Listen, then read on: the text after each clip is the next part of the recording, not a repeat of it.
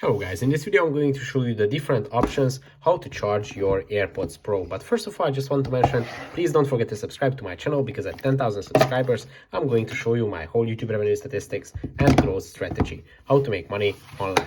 So let's jump into it. First, grab your AirPods. They are connected to your iPhone and there are a few options that you can use to charge them. Some of them are more effective than others. Now, the most basic option is to charge it by the lightning cable that you have for your iPhone. It's probably the fastest one, the fastest charging option, but obviously the least convenient.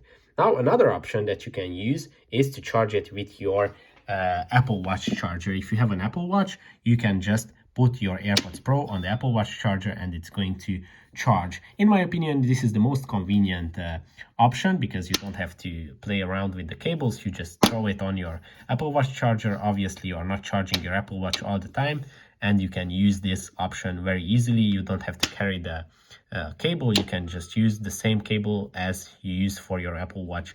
And in my opinion, it's not even interfering with the charging of the two devices because usually for the Apple Watch, it takes less than an hour to charge. And for this one as well, it's quite fast to charge. So you can use just one charger. And you can also use MagSafe charger that you use for your iPhone. You can usually just throw it on the MagSafe charger as well and charge it with that one. I have this MagSafe charger which charges the AirPods obviously, but the problem is that it is this vertical charger, so I cannot put it here to charge. I would have to keep it here, but if you have a flat MagSafe charger, you can use that to charge your AirPods. Now, what concerns the battery health, I would recommend charging them almost every day if you use them regularly, or at least in every 2 days, because for the battery health, the best is to